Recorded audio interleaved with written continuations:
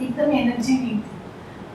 तो यहाँ आने के बाद मुझे ऐसा भी मालूम नहीं था क्या लगेगा, कैसा लगेगा। आपका वीडियो हमने देखा 1 महीना पहले, और उस टाइम में मेरा पैर का फ्रैक्चर हुआ था। तो उस तब हम समझ लेते कि हमको आना है इसके पास में। और मेरा, हम जिनको गुरु मानते हैं योगानंद जी, उनसे आपका चेहरा बहुत मिलता है। तो मुझे लगता है कि मेरी गुरु जी हमको इशारा कर रहे हैं, ठीक है समझना है हमको चीज़ को, क्योंकि 2000 से हम योगदा सत्संग सोसाइटी में है। करीब 4-5 इयर्स हमने एक्टिवली पार्ट लिए थे, क्रिया योगा की दीक्षा भी लिया हुआ था। उसके बाद में हम इंटरेस्ट लूज कर गए, क्योंकि हमको वहाँ पे कोई मिला नहीं जिससे हम कुछ पूछ सके। तो कोई भी कन्वर्सेशन उस हिसाब से करे। मुझे लगता था कोई लीडिंग, कोई हमको एक गुरु और कोई रास्ता दिखाने वाले कोई मिल जाए ऐसा। तो सोचते रहते थे। तो लास्ट मंथ में हम आपका वीडियो देखा, तो हमको, मुझे लगता है कि हमको सारे क्वेश्चन का आंसर आपका 80% वीडियो हमने देखा है, सुना है। तो उससे हमको बहुत सारा आंसर मिल चुका है। और यहाँ आने के बाद में अभी मैं मेडिटेशन में बैठना चाहती थी, लेकिन कभी भी हमको ठीक से बैठ नहीं पाती थी। बहुत रेस्टलेसनेस था, क्योंकि मेरा सिचुएशन ही ऐसा है जो वहाँ पे बैलेंस करने के लिए हमको साधना का ज़रूरत है। क्या है सिचुएशन? मेरा लाइफ का जो सिचुएशन है, आई मीन मेबी ऑब्वियसली वो मैंने क्रिएट किया हुआ है, मेरा क्रिएटेड है। तो सब चीज़ें मुझे ध्यान के लिए ठीक से मैं बैठ नहीं पाती थी, मतलब स्टिलनेस नहीं आता था। लेकिन आज मैंने इतना लगा कि मैं स्टिलनेस, हम बैठ पा रही हूँ।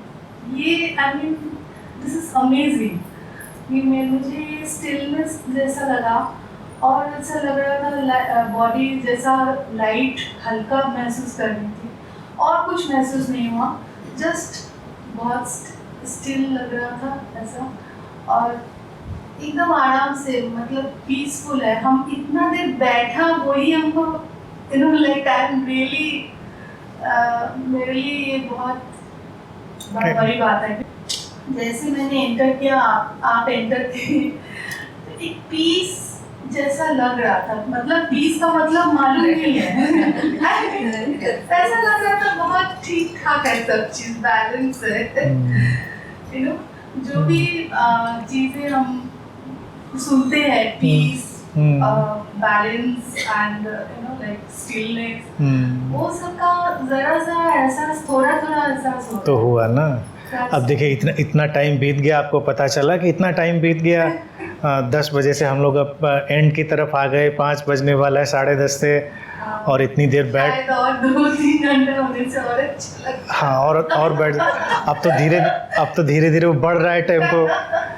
तो जब वो लोगों का टेम्पो बढ़ रहा होता है, तब हम उसको कट डाउन कर देते हैं। चलिए, कभी वो भी वक्त आएगा। लेकिन हाँ, लेकिन जो चीज़ें आपने महसूस करी वही डिज़ायर्ड है। इसीलिए देखिए, ये जो आंसर है ना, आपको एक एक्स्ट्रा आंसर इसमें मिला। एक्स्ट्रा आंसर ये मिला कि जब मैं लोगों को कहता हूँ कि आइए, वीडियो भी सुनते हैं, कृष्णा से लोग कांटेक्ट भी करेंगे, तो ज़्यादातर यही आंसर आपका भी होता है कि आइए।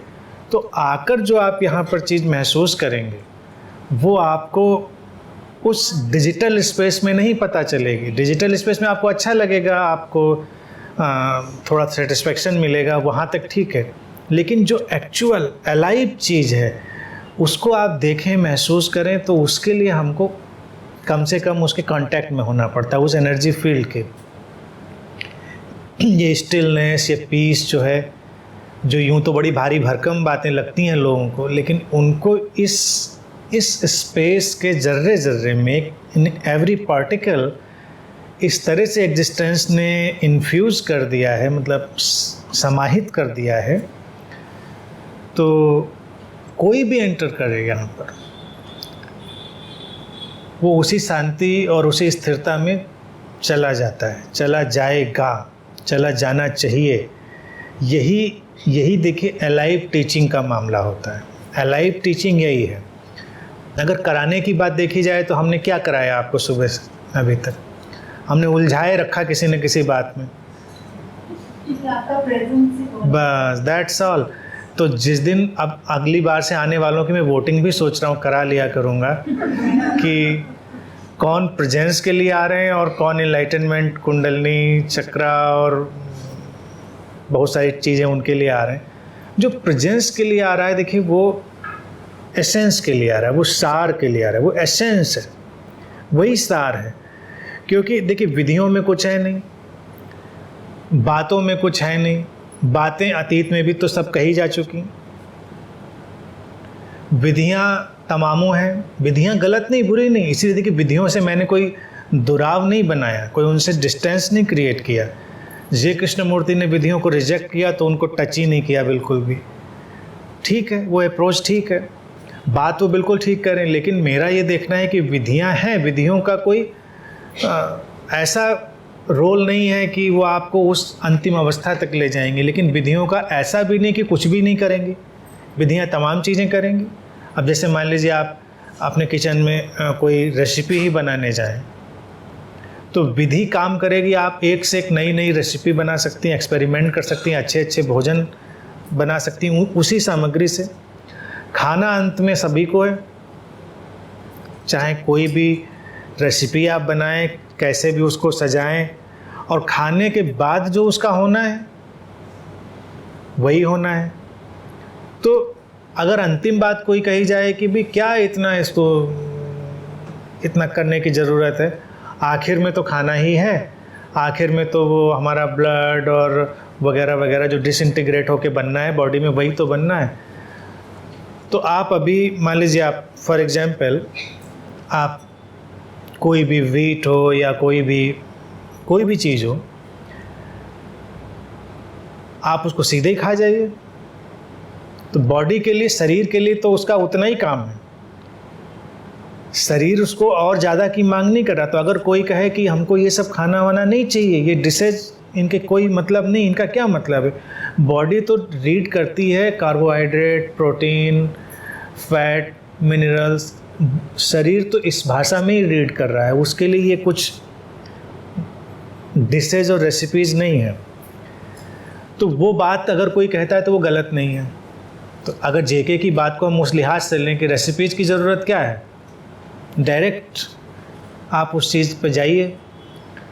लेकिन अगर हम आज के प्रैक्टिकल सिनेरियो से देखें तो रेसिपीज़ का क्या यूज नहीं है, हम उनको इंजॉय करते हैं, अच्छा लगता है, थोड़ी देर के लिए ही खुश होते हैं। वो तो पता है कि आपने रसगुल्ला खाया या आपने रोटी खाई या वटेवर है, तो वो कार्बोहाइड्रेट ही या इन स्मॉल फॉर्म प्रोटीन वगैरह वगैरह। वो तो आप 2 चम्मच शक्कर भी खा लीजिए तो भी वही कार्बोहाइड्रेट हुआ, लेकिन उसका जो फील है और खुशी है वो अलग है। तो विधियाँ जो है ना ध्यान की भी तमाम से, तो अलग अलग तरह की रेसिपी बनाती हैं, अलग अलग तरह का फ्लेवर टेस्ट देती हैं। तो कई बार क्या होता है, जो गुरु बहुत सारी चीज़ों को देख के नहीं गया होता है, वो परम अवस्था में हो सकता है एनलाइटनमेंट की, लेकिन वो एक ही बात बोलेगा लगातार, एक ही, उसका एक ही रंग होगा, एक ही बात बताएगा, और एक चीज़ होगी तो पावरफुल, तो हमको अट्रैक्ट भी करेगी, हाँ बहुत पावरफुल है ये, बहुत पावरफुल है। लेकिन कई बार हमको मज़ा नहीं भी आ सकता है उस चीज़ में, हमको तो लगेगा कुछ थोड़ा सा रंग कुछ और होना चाहिए, कुछ फ्लेवर और होना चाहिए। तो उसके लिए सब विधियाँ वगैरह हैं। तो प्रेजेंस तो इम्पॉर्टेंट है, मेन चीज़ है। प्रेजेंस को क्रिएट करने के लिए हमको एक सजावट, एक डेकोरेशन चाहिए होता है। वो सब इस बातचीत से, इस आने जाने से, इन विधियों से, इन सब चीज़ों से वो चीज़ पैदा होती है। क्योंकि डायरेक्ट प्रेजेंस से जुड़ पाना ज़्यादातर लोगों के लिए पॉसिबल नहीं होता है। वो फॉर्चुनेट हैं जो जुड़ पाते हैं, और हालांकि इसमें भी अलग पहलू होता है, जो जुड़ जाते हैं अगर वो भी बड़े क्रिएटिव हैं तो प्रेजेंस में जुड़ने के बाद भी वो तमाम चीज़ें करेंगे अगेन। तो ये जो माहौल है ना, ये इसीलिए यहाँ पर ऐसा पैदा हुआ है। जो कहा जा रहा है वो जिया जा रहा है, यानी मैंने एक भी शब्द आज तक ऐसा नहीं कहा जिसको मैंने नहीं जिया। अब उसको कोई कैसे भी ले, इंटरप्रेट करे। कभी लोग, तमाम लोग मेरे पास ऐसे भी आते रहे जो दूर दराज से बहस करने के लिए भी आते रहे कि हम जाके वहाँ पे डिबेट करेंगे, क्वेश्चन पूछेंगे और उनको बताएंगे ऐसा आप कहते हैं ऐसा। लेकिन ये मैजिक जो होता है ना, वो आज तक कभी नहीं, मतलब पिछले 20-22 साल से एक्टिवली मैं लोगों से इंटरेक्ट कर रहा हूँ, ये मैजिक हमेशा ऐसा रहा कि जैसे जैसे वो एंटर करते हैं और गेट के अंदर तक आते हैं, वो सब बातें ख़त्म हो चुकी होती हैं। आने के बाद वो कहते हैं नहीं नहीं ठीक है, कोई बात। दुश्मन भी कुछ नहीं कहता, दोस्त तो कुछ नहीं कहता, दोनों कुछ नहीं कहते। तो यहाँ ना दुश्मन रह जाता है ना दोस्त रह जाता है। यानी कि लोग गुरु भी सोच के मुझको आते हैं यहाँ पर। आपको एक और सीक्रेट बताऊँ तो यहाँ आने के बाद जब मुझको देखते हैं, मिलते हैं, तो डिसाइड नहीं कर पाते हैं कि ये रिश्ता क्या कहलाता है।